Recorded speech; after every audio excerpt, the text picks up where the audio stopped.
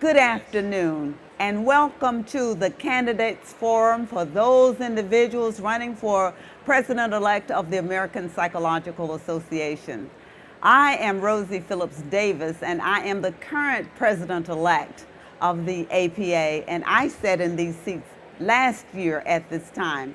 I know our candidates are excited to tell you about what their plans are. So what I'd like you to do is introduce yourselves and tell us just quickly, what do you plan to do for APA, for psychology in your presidency? And if you keep your comments to about 2 minutes, we would appreciate it. Susan, you can start, and then what I'll do is I'll alternate. And be mindful that what we will do with the video is archive them so that all of you can view them later. So Susan. Thank you. I'm Susan Kraus-Whitborn. I am running for APA President-elect. I have quite a long history in APA, and I'm reminded of my first convention in 1973 when I presented and I was in graduate school. I got hooked then, and I've been hooked ever since. I've been teaching psychology at the undergraduate and graduate levels for my entire career. I was at the University of Massachusetts Amherst for a long time, and now I'm at the University of Massachusetts Boston, and have a very different kind of group of students, and I'm quote-unquote retired, but quite active in teaching, research, and of course APA.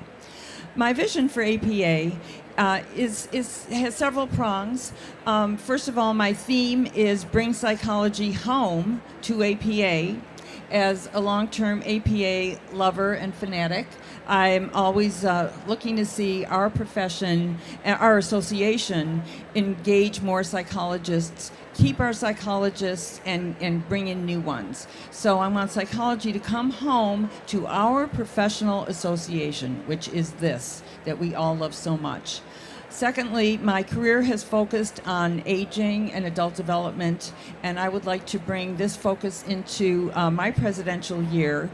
We already have a committee on aging. I would like to see that expand, but I also, as I've done in my own teaching, infuse aging into all of psychology, of course governance, but really make this a much more visible issue. Addressing both ageism, but also the concerns and needs of an aging population. Thirdly and finally, I'm really interested in getting psychology out there in the public eye, and I know many people have said this, we hear this a lot. I'm actually doing it. I'm a blogger for Psych Today. I'm very proud of it. I've had a lot of fun with it. It's given me a chance to interact with the public in a way I never even dreamed would happen. But what I've learned through that writing is that we need the world to understand that psychology is more than Freud and Pavlov. We have a lot to offer, and I want to help make that happen. Thank you. Thank you, Susan. Armand. Thank you. I am Armand Serboni, and my vision for APA and for psychology is both grand and simple at the same time. It's advancing all of psychology for all people. And by people, I mean I want every person to know and understand what psychologists do every day to improve the quality of life and to heal injuries and wounds that people sustain in the course of a lifetime. At the same time, I want every psychologist to understand that whether you're counting behaviors of primates or you're teaching psychologists, practitioners to be more successful, or whether you're working in a hospital to attend to people who are there because of depression or a stroke, that we are all psychologists, all of us are helping people. Now, I've been involved in APA governance for almost 40 years, so I know APA. I know what APA can do. I know the power of psychology. I have seen our data cited by Supreme Court justices, for example, with the marriage equality decision. And that has meant that so many people, millions more people, can marry and raise children and have families that couldn't. So I know the power of psychology, and this is what I want to do. This is why I want to be president of APA. Thank you. Thank you. Sandy. Hi, I'm Sandy Schulman. As a psychologist, I work with leaders, organizations, and systems throughout the world to help them become more effective. So the theme of my campaign is learn, lead, and change. We have some things to learn from some of the recent challenges APA has experienced in the past. And we need to lead with our science and with our values. And we need to create change that we can't even imagine now for the future because of the digital age. There are a few things that I think we can do that could really help this process. One, we need to continue our efforts to make APA a truly multicultural and diverse organization, both in terms of demographic characteristics and identities and modes of thought as well, so that we bring diverse and innovative perspectives. The second, and we need to do that both nationally and internationally. And secondly, we have to engage our ECPs, we have to engage our students in building the psychology workforce of the future. It's going to be a very different set of jobs than we have now, and we need to get on top of that and benefit from that. And we also need to build the APA of the future. This convention will look very different in 5 to 10 years than it is today. It's going to be the digital age. The third thing is that we have to advocate for our science because our science is under siege and attack. And so we need to recognize it's the foundation of our knowledge, our action, and our practice. And what's good for science will be good for practice and good for psychology. Fourth, I want to recognize and make sure that psychology is defined by practice being not just people that practice in healthcare settings, but also general applied psychologists who work in virtually every setting of human endeavor every day doing scientific application of problem solving. And if the public saw the full range of what psychologists did, we would have more credibility and probably be able to gain more influence in the culture. Last couple things I would add to that, we need to implement the new advocacy model that we're putting in place to integrate advocacy. Because when science goes to bat for practice and when practice goes to bat for science, we have larger numbers, stronger arguments, and greater impact. And the other piece of this is I do want to prepare our practicing psychologists for a digital age. Things are going to be very different, and we need to learn to adapt ourselves and help our members adapt so they can help the public adapt to a very transitional time. Last but not least, because my area is leadership, I want everybody in psychology from the beginning of training to begin thinking of themselves as leaders so that they can influence every environment that we work and live in for positive change. So that's Thank you. Jean. Oh, Hi, I'm Jean Lao Chen, and my vision for running for APA president is about leadership for change.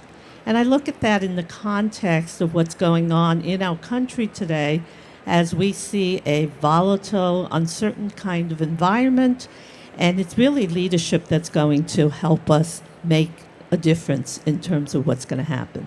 And that's mirrored within APA itself as we see the many often polarization of different perspectives, the siloing of different agendas, and that my focus then is on looking at how do we integrate all of those? How do we integrate with the idea that there is diversity, but there's unity in that diversity, and that we need to look at that as recognizing differences without assuming that all of us have to reach consensus on the same thing.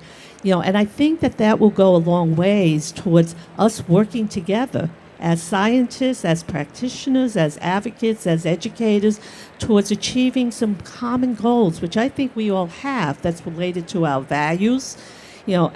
So it's really focusing on our leadership that leads by living our values of integrity, of transparency, of ethics, and all of that. So I want to see an APA for all psychologists. Instead of privileging one group over another, which is what we often do, and we demonize then the different groups, but that we can work together and meet the needs of all the groups together. And I take that in the context of looking at where I've been and where I've come in my journey, both through life and in my professional career. I have a breadth of experience within education, as a clinician, as an administrator, in terms of policy, and as an advocate. And I think those all can bring to bear together, not separately, on helping to promote an APA, that is a positive and a force of leading for change. Thank you, Jean. Steve. Appreciate it. Hi, my name is Steve Holland, and APA, frankly, is in trouble. We've lost 15,000 members over the last decade. We're having trouble getting new early career professionals to join the organization. And PCSAS, the alternative to APA licensure accreditation, is now 37 of the top 50 clinical psychology training programs have PCSAS accreditation, and they hold APA in disdain, and as soon as they're in enough states, they plan to drop their membership here. So we've gotten ourselves in some real difficulties. It's a self-inflicted wound. About 25 years ago, the Dirty Dozen moved APA in the direction of being much more of a professional guild than a scientist practitioner organization, and there are things we can do to bring that back. The couple things I would do, number one is I would double down on the clinical practice guidelines. Best thing we've done in over a decade. Psychotherapy is better than medications for the vast majority of people, the non-psychotic patients that are looking for any kind of treatment. It has enduring effects that medications just don't have, and yet we have been schlonged by medication. You're twice as likely to medicate a non-psychotic patient in the United States nowadays than we were 30 years ago, and twice as likely than we are to do in other parts of the world like the United Kingdom or Western Europe. I want to double down on the clinical practice guidelines. Second thing I want to do is make common cause with psychiatry to do that. They produce guidelines, we produce guidelines. People are going to pay more attention to their guidelines than ours, even though ours are considerably better. And if we get them working with us to do guidelines, we can force them to pay attention to the empirical literature and not just be handmaidens of big pharma. And if we do that, unified joint guidelines will educate the public and educate the third-party payers. To do that, we are probably going to have to forego our push for prescription authority. After 25 years, we're in about 4 states, and less than 200 psychologists have done that. But I know from talking to 2 of the incoming president-elects of APA, American Psychiatric, that they consider that enough, and they're not going to work with us if we keep pursuing that. So I think of it as a bargaining chip.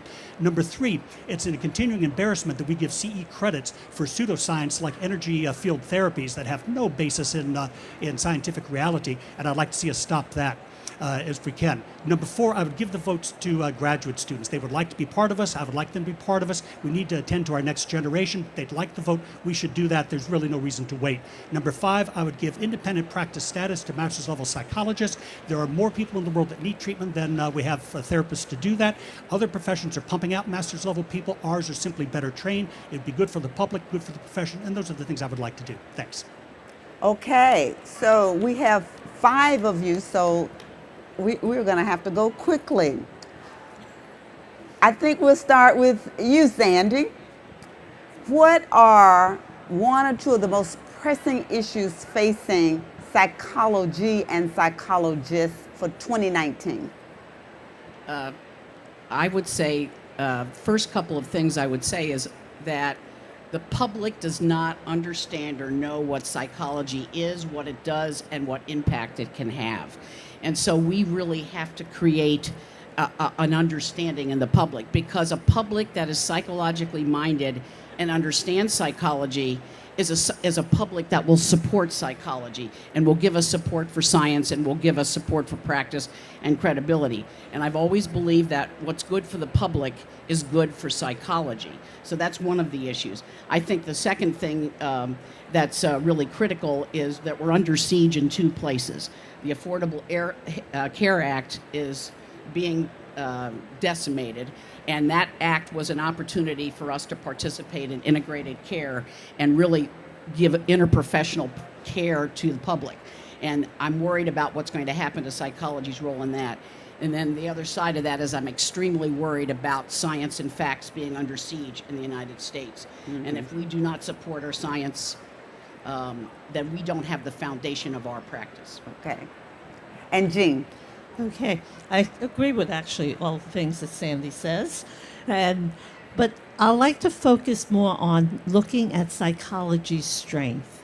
I think too often we end up getting defensive and having to defend ourselves about, are we equal to psychiatrists or things of that type. So I'd like to see us focus on psychology's strength as a way to face the critical issues out there, because as we look at issues of violence and healthcare reform and all of that, we don't promote ourselves enough about what psychologists and psychology can do, and may have its new unique role in that process. And I think that, to me, is much more critical as we see other professions and other groups begin to talk about almost taking over what we do. The one thing, for example, there's Talkspace Therapy, that now markets non-psychologists as providing therapy, which is contrary to some of our values and our will about where psychology should go, and that then becomes a real critical issue. Steve? Yeah, we have a fractured mental health care system in this country. In the United Kingdom, where they have well-done guidelines, nice guidelines that look at the empirical literature, they just invested £700 million in training therapists, mostly psychologists, to deliver psychosocial interventions because they have long-term enduring effects. They do other things as well. They're better getting people back to work. They reduce domestic violence, etc. In this country, we rely so heavily on medications which are not necessarily good for the public. The biggest problem there, and it started back in the early 1990s, is with the advent of the SSRIs, general practitioners started doing a lot of prescriptions. They're doing the bulk of the prescribing. It's not been good for the public. It's not been good for psychiatry. It's not been good for psychology. And we rely so heavily on that with our fractured system. With education, with guidelines, we can inform third-party payers, we can inform Medicare, we can inform the public as well. There are better ways to treat these major psychological disorders. Thank you. Armin? Thank you. I get concerned that people live in a world today that they no longer comprehend. There is just so much change going on that it's hard for people to feel they have a secure toehold. People are poor, the inequity is throughout the culture. APA itself is going through enormous change, not just structural, but facing issues that it needs to face around the kinds of issues we see in the culture. For one thing, I think APA needs to be providing more information, more scientific research to help people begin to understand how we can help them find that toehold and address the inequities they experience in their lives and the effects of those inequities that make people anxious, make people feel disenfranchised, that make people feel disgruntled and despairing. For instance, I get very concerned about the rate of suicide among kids. It's going up. Why? Because they live in a world and they can't look forward to a world in which they feel secure. Apart from that, with regard to science, I think we do a good job in generating science and data. I don't think we do as good a job of making it clear to people how this is useful to them.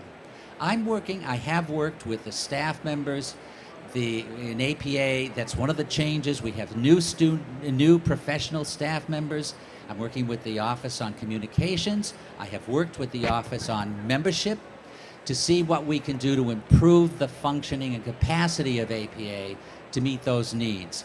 I also think that we need to be identified as a STEM science. I think that would improve our access to research funding, which would improve our training for graduate students who want to do research.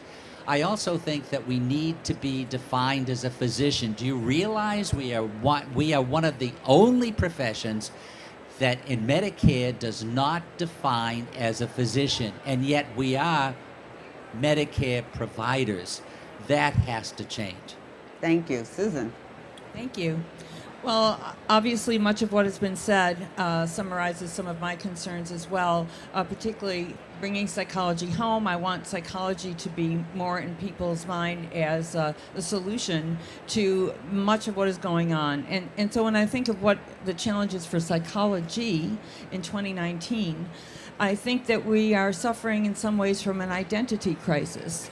We don't know what to call ourselves. Are you a neuroscientist? Are you a behavioral scientist? Are you a social psychologist? And we have so many different ways of describing ourselves that it's really hard to provide some kind of a unified sense and vision to people not only who will be using the science that we produce and being seen by people who practice in our field, but also for students.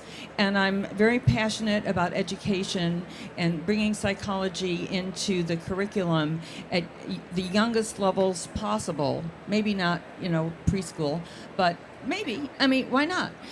Why not help people understand that psychology is just as important as why balls bounce up and down in the air, and why when you pour one thing into another, it produces a different color. I mean, why not? Why not understand that psychology is everything? I mean, everything is behavior, and let's not shy away from it. Let's not think we have to constantly make excuses. All the people who started out in pre-med and majored in psych, who are you out there? I was one of them. It's fine. We can embrace our field, and with that, I think that this will help us move forward in a lot of ways that will keep us going well into the future. Thank you. Armin, we just had our Council of Representatives vote to make APA a more integrated C3, C6 organization so that we can perhaps do more advocacy. What do you see as the major challenges and opportunities to such a change? Thank you.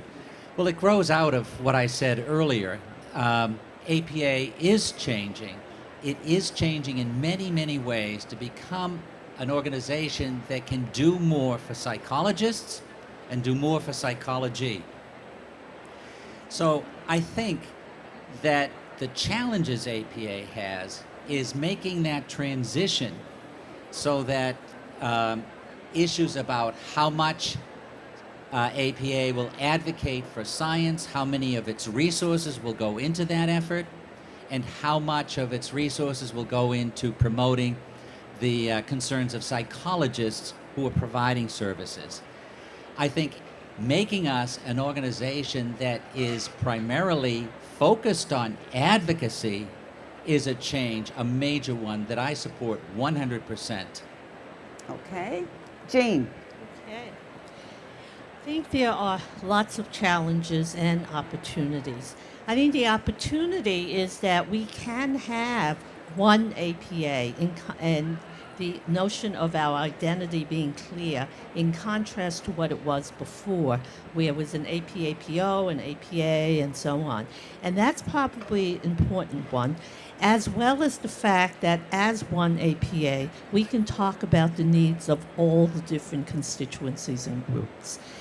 As the challenges, however, is that APA is like a glacier in terms of it moves at glacier speeds, and that because we also govern by a lot of the rules and the history and what we do, that how we can transform that structure quickly, rapidly into one that would achieve that purpose. And then lastly is the fact that there are many groups who are concerned about this gesture.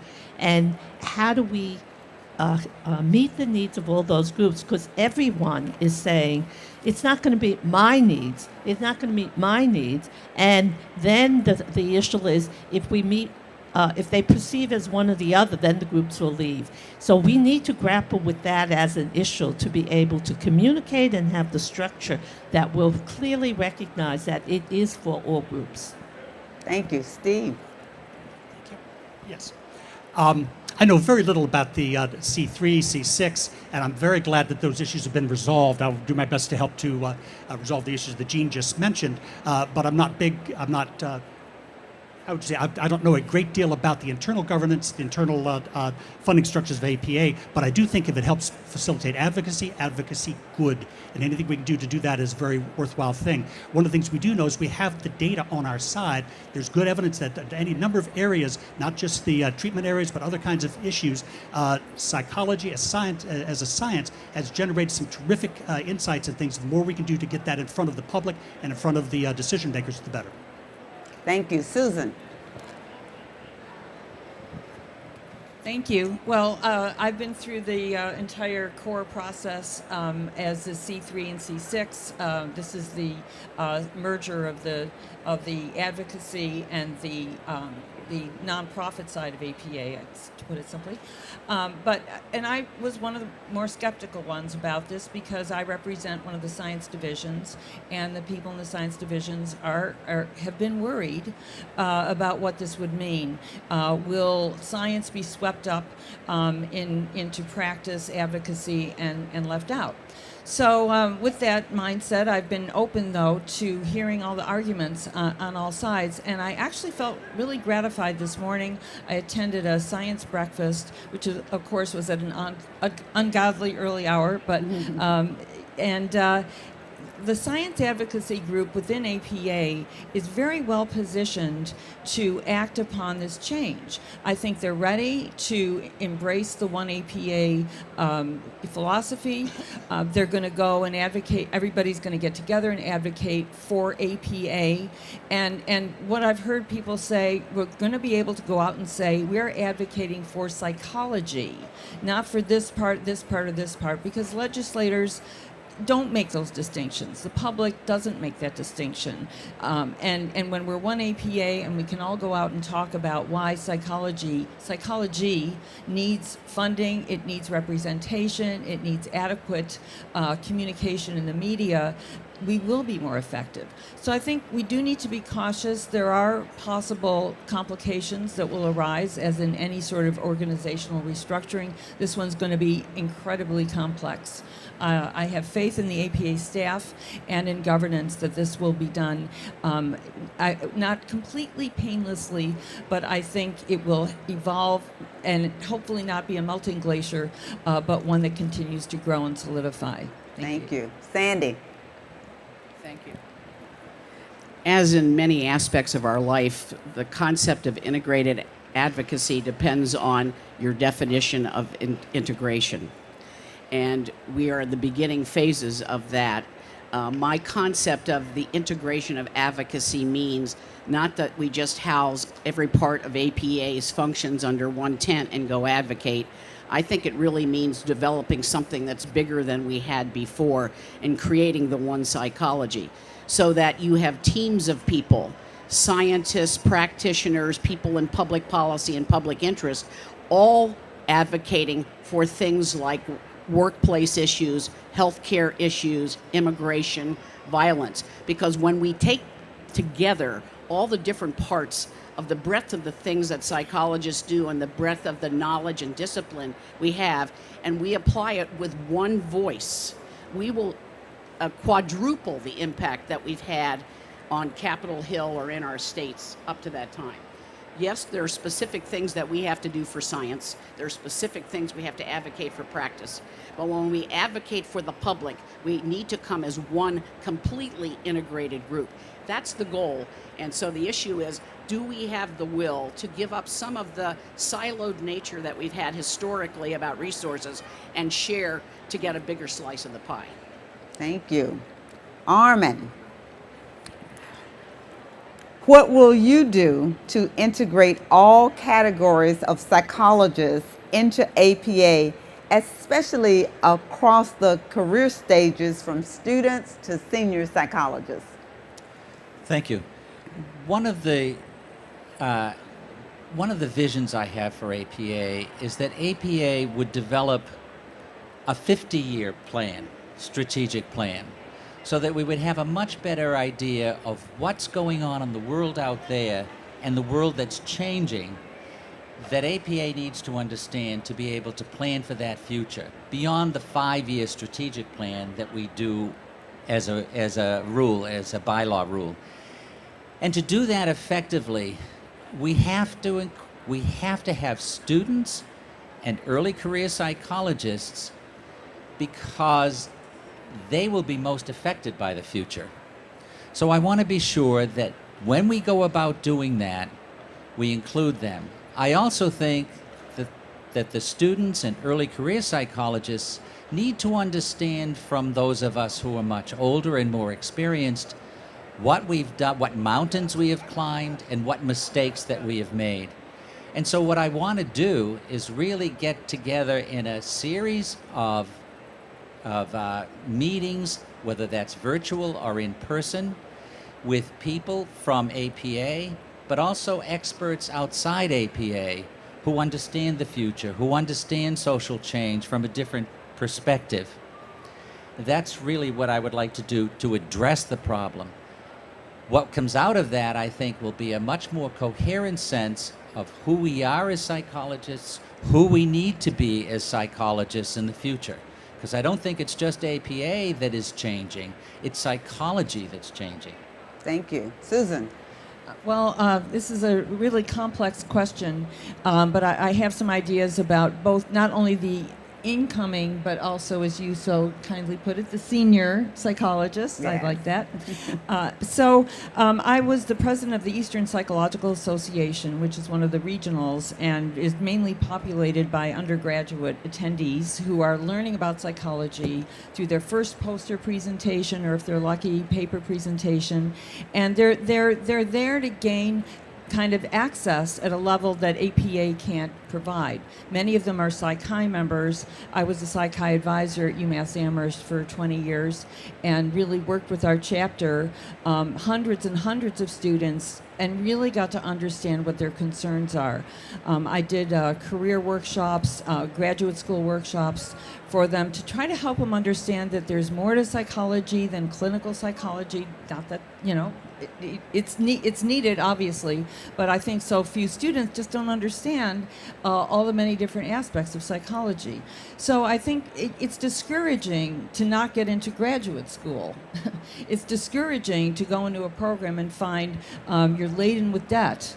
It's not the degree that you wanted. It's not giving you the positions that you wanted. So I think we need to educate our students about their career paths. And APA, of course, can play a vital role in that process, and already is an amazing role, actually. Our education arm is terrific. For the older psychologists, those of us progressing along the way, there is a falling off of membership. We know this. And we also know that when the older psychologists think APA is not important, or you shouldn't join, or it's just full of problems, then the undergrads and graduate students and early career psychologists don't join either. So we need the senior psychologists. First of all, we need them, but we also need them to keep this sort of life cycle of psychology alive. But I do think we want to listen to what our advancing members have to offer, give everybody a chance to participate, and maybe find some new formats for more experienced psychologists who don't want to present a poster, for example, or give a 10-minute paper. Find other ways for them to contribute, both at the convention, get them here, see their friends, and give them a chance to interact professionally. Thank you. Steve.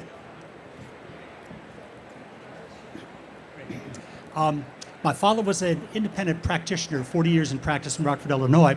I went back to my second 25-year high school reunion last year, and a number of my friends, he'd since deceased, a number of my friends came up and indicated how valuable he'd been in their lives. I'd never know that when I was going through high school with them. I've seen what absolutely first-rate clinician can do in terms of affecting people's lives.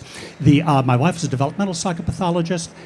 My son is a neuroscientist, got there through psychology, and I've spent the last 40 years of my career working with graduate students, and have a sense that just how marvelous these folks can be. They don't know where their careers are going to lead yet, but there's incredible enthusiasm, incredible interest, and an incredible desire to make a real difference with the contributions in their lives. Anything we can do to facilitate that process, I think, is absolutely marvelous.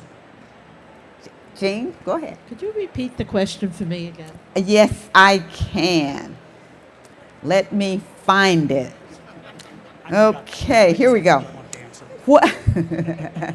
I just wrote all these questions out last night. So, what will you do to integrate all categories of psychologists into APA, especially across the career stages from student to senior psychologist? Okay, thank you. I think that notion of bringing all groups together is important and necessary. At the same time, just putting them in the same place together is not sufficient to achieve the kind of goals that we would want. We have to make sure that each of them have a stake in the outcome of what will happen, and what's intended as the goal. And unless you set up and frame the structure in that way, no change will be made. So that's what I would do, is to help to frame and define what the purpose of bringing these people together is and what the stake each individual or each group would have in that process. Thank you. Sandy. Well, in terms of the crossing generations, the first thing I would do from the younger end of the spectrum is I would have you look around at this convention, and what I would say that would bring people back into psychology is look for the future. Google's over the wall over there. There are all sorts of projects and technologies being developed to help people clinically, to do different scientific kinds of work, to do a full spectrum of applied psychology work. And I think what will bring more younger people into APA would be that we look like we're going forward in the future. I recently attended the APA Mind, Technology, and Society Conference, and it was an opportunity to bring in an interdisciplinary way many disciplines that are working on the human-technology interaction. And ironically, many of the things that those groups are building, they are building for people that are older in their careers. And so there are perfect opportunities by the compelling issues of the future to have senior people working with junior people, working across other disciplines to create innovation, because the real innovations of the future will come at the intersections of those kinds of pivotal projects for the greater good. Thank you. Steve, we've actually received a question on Twitter. And that question, so Steve, we'll start with you. Not from Trump, I hope. I don't know. I didn't see who it was from. But let's see if it sounds like a question that came from Trump. What role should APA accredited internships play in psychologists' employment? Oh, anything they can, and often they do. Many of the folks that I know, the graduate students that end up going in, particularly into clinical practice, often go into practice in the area where they did their internship, and a lot of the folks pick that on that basis. They can do a tremendous job there. It really helps with the clinical networking. In terms of folks that are going to go academic, again, if you get a good internship, my wife was here a little while ago, wandered off, I think, out of boredom, but her internship was at the University of Washington, Seattle, and she was clearly on a research track, and they gave her time and facilities to pursue her research. She generated a grant while she was out there. Internships play a critical role, and they always have, they always will, and it's one of the most important aspects of anybody's training. Thank you. Go ahead, Jean. I think the issue with accreditation is that it focuses on only one part of all of psychology, and more the health services areas, and not the whole thing. And the other thing is that we need to recognize that accreditation differs nationally and internationally, and we haven't grappled with that as an issue, as a problem. We haven't established comparability between our accreditation and the accreditation that happens internationally.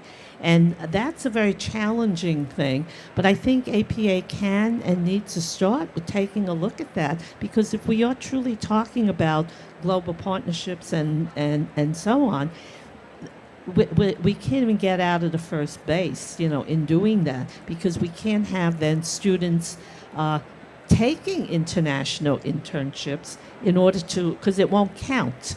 So I think, so that's a big problem that I think APA needs to be working on. Thank you. Sandy. Yes, I think both for accreditation, licensing, and all of those things, I think we need to remember ultimately what the purpose of those things are. And ultimately, while it focuses on the standards we need to maintain, it's about those standards in terms of helping the public know what kind of quality of either service or knowledge is being provided. And so it's pivotal that we have good accreditation methods and then good licensing and regulatory methods in order to protect the public and ensure the public's level of quality.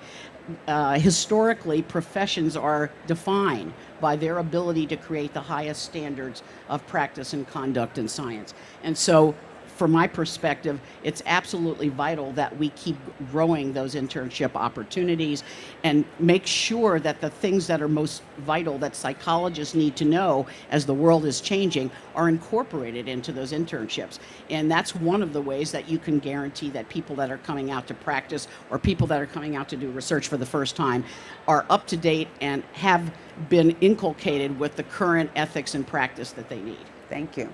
Armin. Thank you. For me, the issue is about competence and being able to address the needs of people in their daily lives and where they work.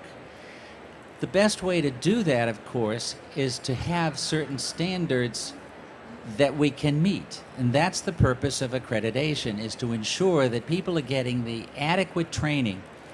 This is a very different profession than it was when I started out. I don't know that I would be able to get a license today on the basis of what I learned then. And accreditation keeps us improving our standards, keeps programs up to date. There are many challenges to that. We're being challenged by other accrediting organizations trying to be able to standardize and exclude psychologists. I think that's a major challenge for APA, is how is it going to remain the authority and the major authority on accreditation for psychologists. So that's one major issue. I think globalization and information technology is changing, so how we go about maintaining those standards is changing. Also, what the standards are and how those standards might change, I think is going to be affected by the way things are changing in the world around us. The body of science, the body of psychology, the body of knowledge of psychology changes every 5 to 10 years. That's something that we need to make sure is integrated into training programs and that our students meet those standards to be prepared adequately for a changing world. Thank you. Susan. One of the major issues facing students seeking accredited internships is that there aren't enough of them. We know this. We know that the match day is one of the worst, it's become its own sort of cynical holiday, and that people just dread it all year for maybe years. And then it's only rivaled by what you need to do to get your license, which is a lot more complicated than we realize. So people go through a process that is truly grueling, and a lot of the problem is it's a bottleneck issue. There aren't enough opportunities for students to acquire the credentials that they need to practice and do clinical research. So I think we need to look at the whole accreditation process, which I think APA is actually doing a really good job of. I think they're very in touch with the people that the programs and the students. I think they're very responsive. I highly respect them as professionals. But I think everybody's feeling just strapped, and then it's also hard to get people to sit on to do the site visits, to review programs. It's a major issue at a time when people are being pulled in so many directions and funding isn't there. So I feel like the process is basically intact. I think, yes, it needs to keep up with future changes, but it is, to me, a matter of resources and making more opportunities available by increasing the number of internships and then increasing the resources available to accreditation agencies. Thank you. I'm going to ask one more question to the candidates, and then we will open to the audience to ask questions, and I'll ask you to go over there to get a mic so that you can ask your question. I'm going to let Susan catch her breath, so I think I'm going to go ahead and start on this end. And Jean, I think I'll start with you and come around that way, so I guess, Sandy, that means you'll be last. And this question actually is, what do you believe or what do you hope will be one of the biggest innovations in psychology in the next 10 years? Yeah, that's a big question. The I think when I look at the issue of technology and its acceleration in the world today, affecting all aspects, communication, how we practice, research, all areas, that I think that's where the big change is going to occur. You know, in how we use it in terms of doing business, communicating with one another, practicing, researching, and all of that. So that, Thank you. Steve. Yeah. Machine learning, big data and machine learning are changing everything. My colleague Rob DeRubis at Penn has been developing what he calls a personal advantage index based on treatment selection algorithms. You can take pre-treatment characteristics, identify through machine learning multiple combinations of things that help you predict who's going to respond best to what. He used that, applied that to our most recent, earlier trial, medication psychotherapy comparison, and you could identify about a quarter of the patients would have done better on medications, about a quarter of the patients would have done better on psychotherapy, and you can estimate that if we gotten the right treatment to the right individual, we could have boosted the overall response by as much as the drug placebo difference. That's a big, really big change. It's going to help us approach what Gordon Paul dreamed about 50 years ago, the notion of the right treatment for the right patient given by the right person at the right time at the right place. We now have the technologies to enable us to do that. We're doing the same thing with respect to the designation of who's at real risk for of suicide. The breakthroughs there are just amazing and astonishing, and that's going to change everything. The only thing I'll caution us is that's where Skynet came from, the Terminator series. So we will have some advantages and some disadvantages as long as we keep our wits about us. Okay. Let's go with you, Susan. Okay. Yes, I've caught my breath. Thank you, Rosie. You're welcome. Well, of course, my mind immediately goes to issues of older adults and aging, but not just as a specific population, as where I hope the innovations will be in the next 10 years. I mean, they have to be. We have to have better health. Better health has the people who are now in their 40s and 50s are the ones in 10 years we're going to worry about the most with respect to heart disease and diabetes, and of course Alzheimer's disease. And the Alzheimer's Association is sending down a white rose to the first person who will be cured of Alzheimer's disease. And I think psychology's got to be right in the mix. It's not just a medical problem.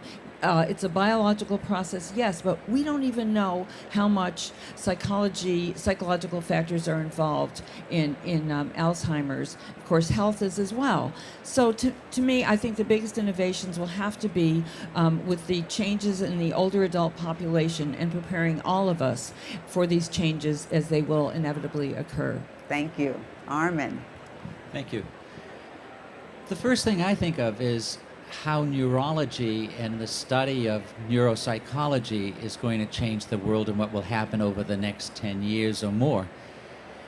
That our understanding of the relationship between brain and behavior is changing. We already understand that brain influences behavior. We're beginning to understand better how behavior influences brain.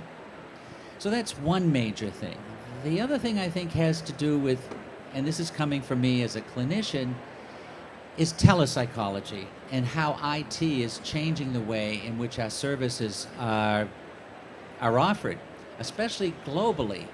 You know, it's one thing to counsel a person about depression who comes from another culture but lives in this country.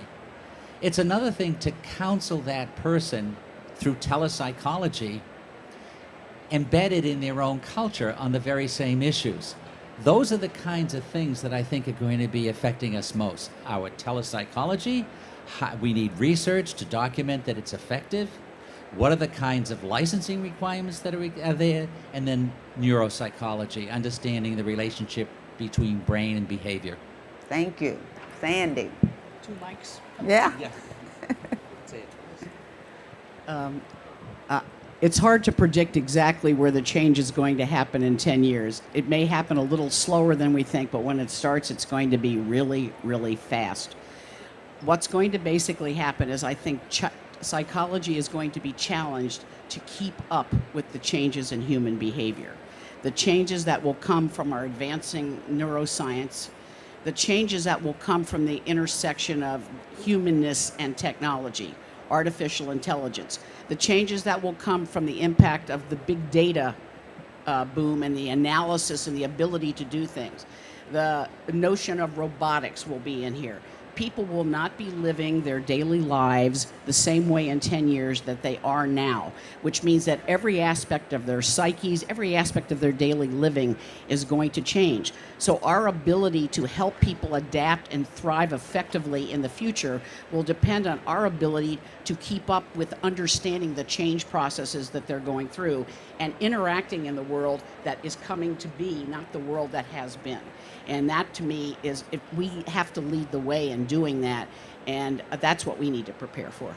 Thank you. Well, you've done a great job. And now, audience, is there anyone out there who has a question for our candidates? Okay.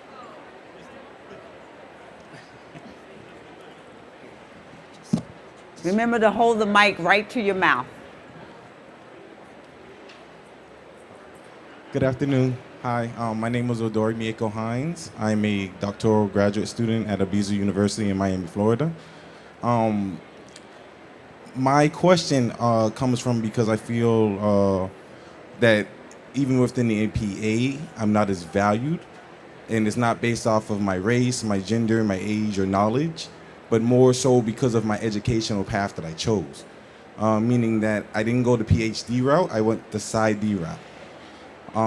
So I want to know what do y'all plan to do to increase funding, increase scholarships, increase more awareness for students who are, and also acting members who have a PsyD degree and not a PhD degree. Okay. Jean, looks like you're ready to Yeah, start. I'm ready to speak because I have an EDD degree. And when I went for that, I had a choice between an EDD or a PhD because I went to Columbia. It was the same program and ended up being convinced that didn't make a difference. That's what they told me. But I think I spent the rest of my career and life having to explain, why do I have an EDD when I'm a psychologist? So I know well what you mean.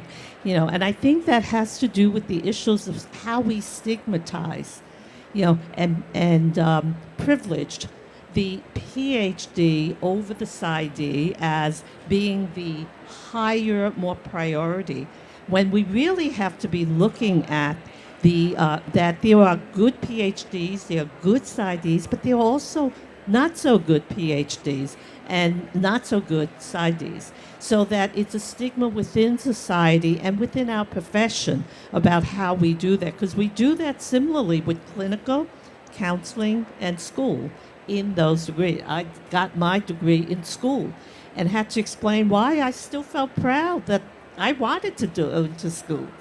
And so on. So I think that that's a real issue. But it's an issue not to change what we're doing, but to really begin to look at how we as a profession begin to look at who we train and how we privilege one group over another. Susan. That's a really excellent question, and having advised thousands of undergraduates for graduate school choices, I know the agony of the decision, and I know students are excited when they get into a PsyD program. They're thrilled. The bills that come with that, though, are staggering, and I think maybe what you're experiencing now while you're in graduate school will feel differently when you're out and you're practicing and you're establishing your career and you're successful at it. The degree will matter far less, but you will still have that debt. And I think the inequities in distributions of funding for students is just really horrific. I'm doing some research now on the inequities of scholarship funding for students, both at the undergraduate and graduate levels, and as you know, it's not a fair system, and scholarship. But there are scholarship opportunities out there. It just might not be as apparent in psychology. So I would hope that students who enter graduate school have explored every possible route to funding their education in ways that they might have not conventionally considered. But you're in it now, so there's still, though, I think in terms of your career and feeling stigmatized, it's going to be what you do, and you're going to be great because you're here and you're participating and you ask the first question, and not even on Twitter. So congratulations to you. No. Go, you can give it to Steve, though. Yeah, thorny issue, thorny problem. Most of the folks get PhDs in doctoral training programs don't pay for their own education. It's the undergraduates that pay for them. And where you have a university where the undergraduates are paying tuition, Vanderbilt undergraduates pay quite a lot of tuition, and we only hope to break even with that. If you've gone through a PsyD program that wasn't university undergraduate based, that means you probably had to pay for your own education, which those bills get high and major. Boy, anything we can do to work that out, we're going to need to take a look at, but we're going to have to look at some things. Scholarship's certainly going to help. May need some alterations in how these kind of funding things work. I will say in my treatment research, I've had a number of folks with PsyD degrees that have been involved as therapists. They do a marvelous job. I couldn't tell you who's the PhD, who's the PsyD. I know some absolutely superb researchers. Jeff Lechner comes right to mind with IBS kind of thing, who has a PsyD background. So it's certainly not a second-class degree. And I think the biggest issue we have to work on, two issues. Number one is the stigma. Number two is the finding alternative routes for funding for folks that want to pursue that. Thank you. Sandy. Tough question, and it's a tough situation to be in. I would start with the premise that what we actually need is truth in advertising. And what I mean by that is higher education today is about head count as much as it is about anything else. And because of that, academic institutions offering PhD programs are pushing head count. They are funded differently than PsyD programs. But the ultimate basis of that is the money that is flowing in. And I think if you look at the resources that you need to run these programs and you think about what are the changes we're going to need in education in the future, I think we have to look at dramatically different ways to be training psychologists in terms of the curriculum that we have, and perhaps even in the pathways we use to do that. In 10 years, we have to be able to figure out what are the jobs in psychology going to be. Are they going to be the same ones we have today? I doubt it. And so what we could be doing is helping build the concept of what the jobs are going to look like in the future, and then helping both PsyD programs and PhD programs focus on work and issues that will help you actually do something when you get out, so that you can make a meaningful contribution and get out from under the debt. But a lot of this has to do with the funding of academic institutions today. And I think the stigma goes away when you're creating something of value. And if you focus on the passion you have and you make a meaningful contribution, I would agree with Jean wholeheartedly that what your degree is not what really matters. It's what your training is, it's what your passion is, and what your focus is going to be in being a psychologist. Thank you. Armin. Thank you. And thank you for asking that question. It concerns me. It concerns me that that's the experience you have, because I want you to have the experience of excitement about your degree. I want you to feel that you are being supported by your colleagues, by your peers, by the people who are training you, to understand and value what you're learning, and value who you're becoming, and value what you're going to do. So that's personally what I get concerned about. Systemically, I agree with so much of what I've heard, is that once you get out, I work with PsyDs. There is no distinction between what we do. It's about who's competent to do what. And I, back in 1978, joined one of the first faculties on developing a program for PsyDs. All of us were PhDs, but we were developing a rigorous program to train psychologists so that we would have more psychologists. And the training was a little different. We didn't ask for a dissertation, a research dissertation, but we did ask that there was a comprehensive understanding of what research involves and how to use research. And that's one of the advantages I thought of the PsyD, that there would be more psychologists out there, because psychology schools, professional schools, train more students than PhD programs can, largely because of funding. So I don't want you to feel that. I don't think when you get out in the field, it will be felt in the same way. Thank you. Any others? Go ahead. I have two questions. You can choose either one, actually. Well, actually, they'll need to answer one question. So you pick. Oh, I'll pick one. Okay. Well, darn it. All right. I'll pick the one that I have to fight with my ethics class on. Okay. How would you, or what research would you like to see happen related to the EPPP? What research would you like to see happen related to the EPPP? And when you ask what research would you like to see, do you mean the outcome of the EPPP or how it should be administered? So could you clarify just a little bit more what you mean by that question? Yes. Yes. All of the above. Okay. What would you like to see researched around the EPPP? Okay.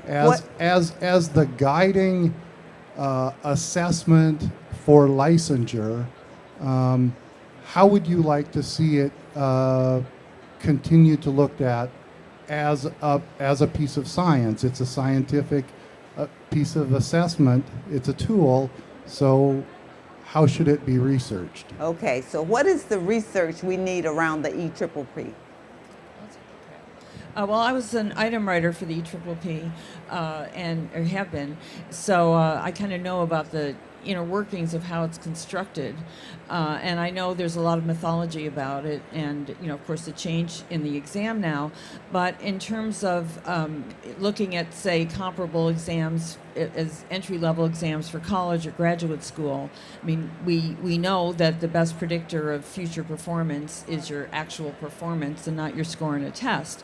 And there's a lot that goes into the EPPP that, people prepping and kind of finding all kinds of ways to pass it.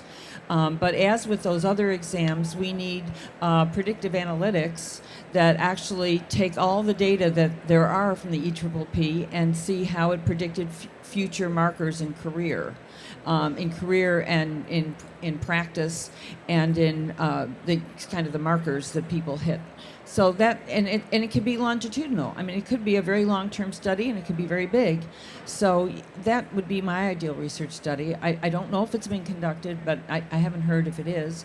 And if not, we should go there. Okay. Armin? Thank you. I'm not sure what kind of research has been done, but I do know it's conducted regularly to understand what the impact of the test is and how it serves as a kind of minimal guarantee of a certain level of training.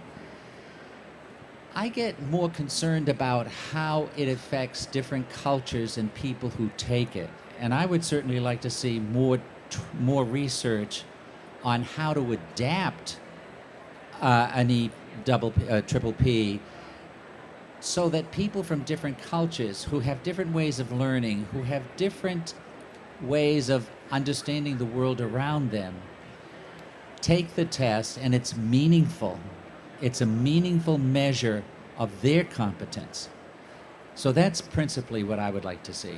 Thank you. Well, the EPPP is basically a knowledge test.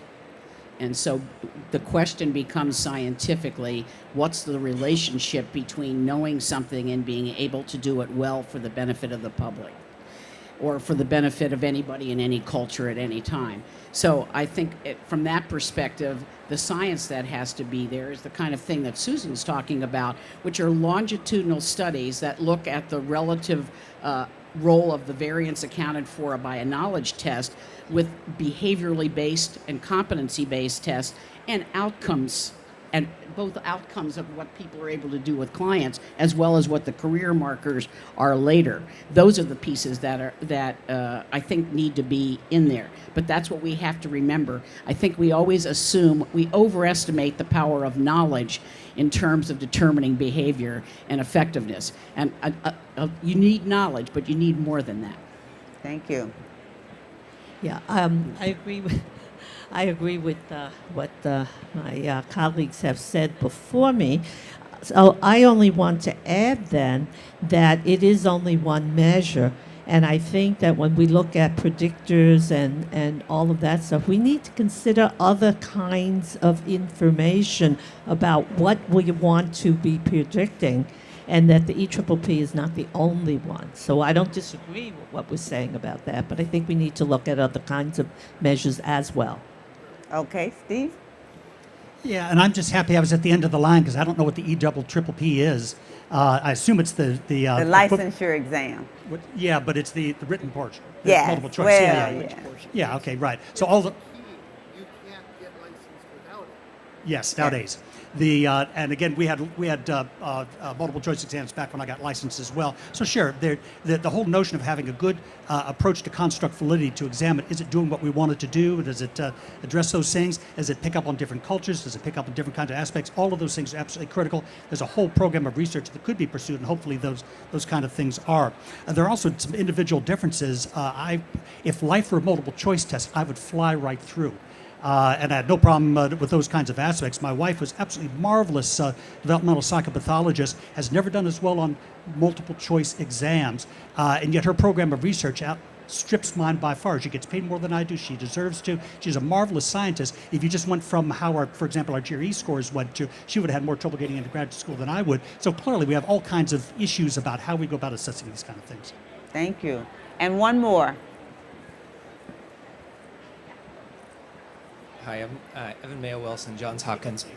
Evan Mayo Wilson, Johns Hopkins, Bloomberg School of Public Health. My question is, we seem to have a credibility problem in psychology right now because a lot of the research that people are trying to reproduce is not reproducing. A lot of the things that we believe seem to be based on shaky evidence. So as a major publisher, my question is this: what can an APA do to make sure that the research it's publishing is more transparent, open, and reproducible? We'll start down there, unless somebody else wanted to start. Okay, go. Sure. Yeah, a great question. And again, if you guys don't know, Evan Mayo Wilson put the NICE in NICE for about a decade in the UK. He was one of the primary people pushing the clinical practice guidelines there that we could hold as a model here. The issue of non-replicability is a key thing. We get, as a discipline, too hung up on significance tests. As Paul Mill once pointed out in the Two Nights paper, everything is different from everything else if you get a large enough sample size. The real question is, can we replicate these kinds of findings?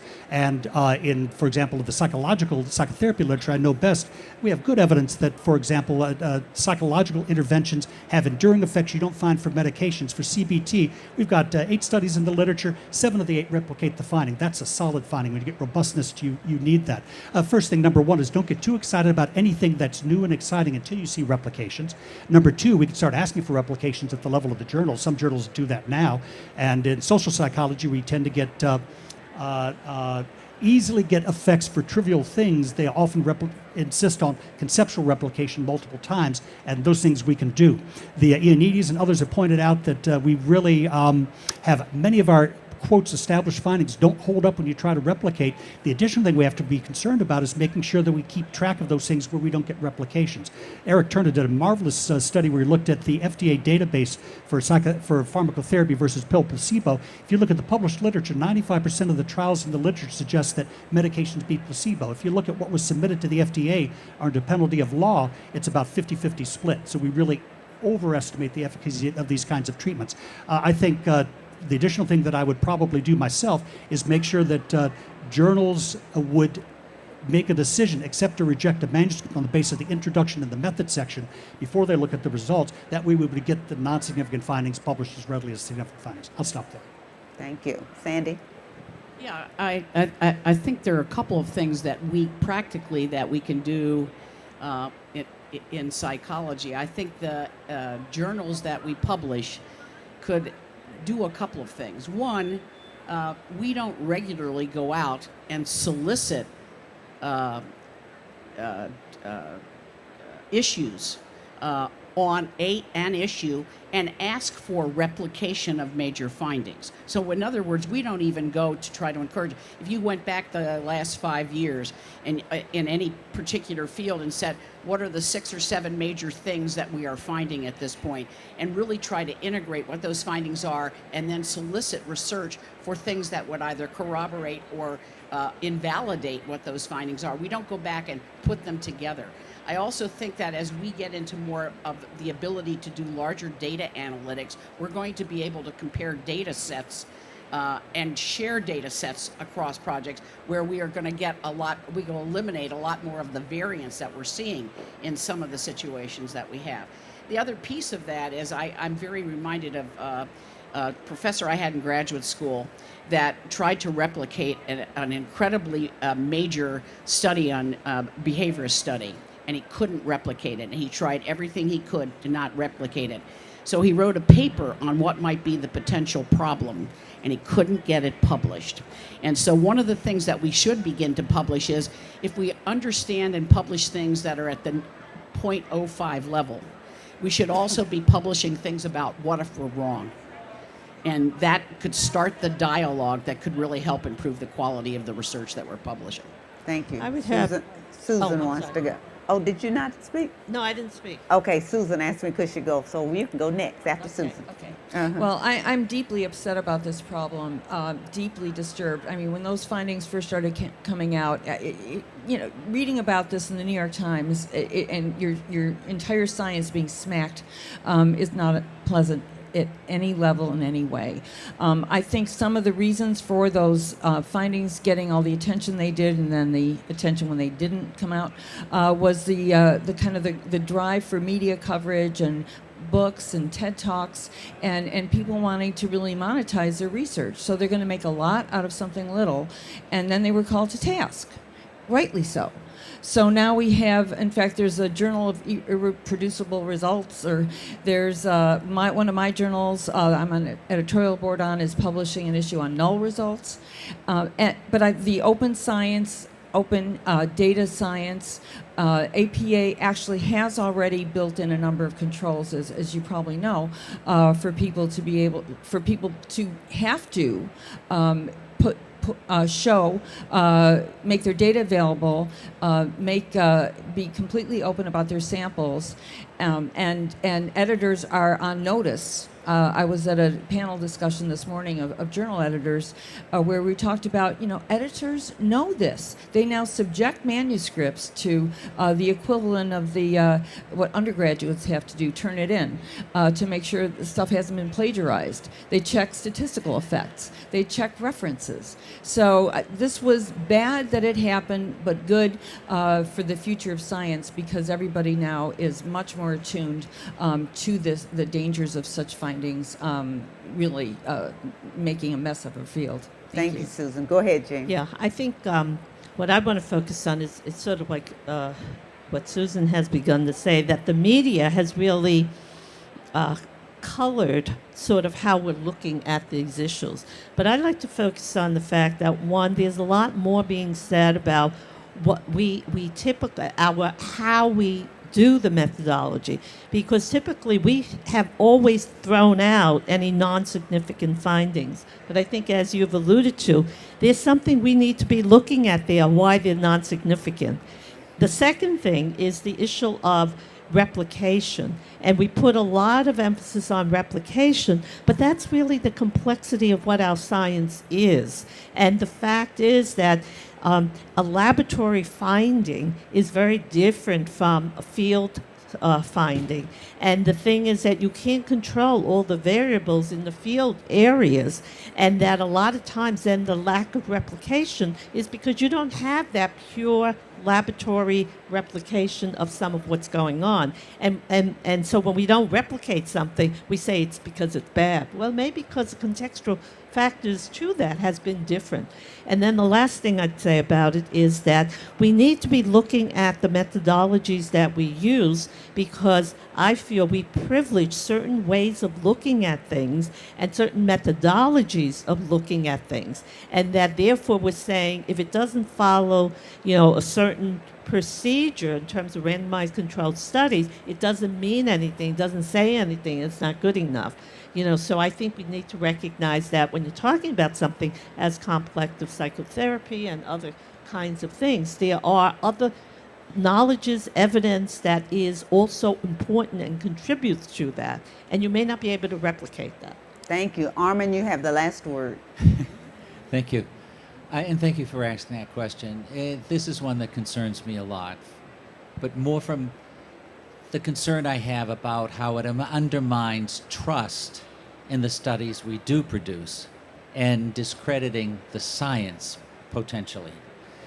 And if we have anything to offer to the culture that other professions like us who deal with human behavior and human health, it's our science that we bring to the table. So doing science well is extremely important. Doing it in a way that is credible is even more important. I think the public understands how we go about arriving at our information in a way they don't understand at all. Then I come at this from another level, and that has to do with how difficult it is to do the kind of research that we do with the complexity of the variables that we have to deal with, so that randomized control studies are very difficult to produce in the same way other professions or medicine might be able to do it. And people tend to think of the randomized control study as the gold standard. I don't have a problem with that, but there needs to be an appreciation that when you're dealing with human behavior, as opposed to an illness that a human being might have, other than a mental illness, you're dealing with extreme complexities. And I think one of the things we need to do is not just in terms of how we monitor ourselves and what standards we hold ourselves to, but educating the public to understand the nature of the science we do and how vulnerable it is to be changed by another study. And I think that in itself is a complexity that the public really doesn't understand. And the only reason I want the public to understand it is so they can trust the science we do and do well. Thank you. And candidates, let me thank you so much for spending time with us today. You gave very thoughtful answers. Audience, thank you for being here. And we ask our viewers to look at the video and then get in touch with the candidates if you have other questions for them. Thank you so much and good evening.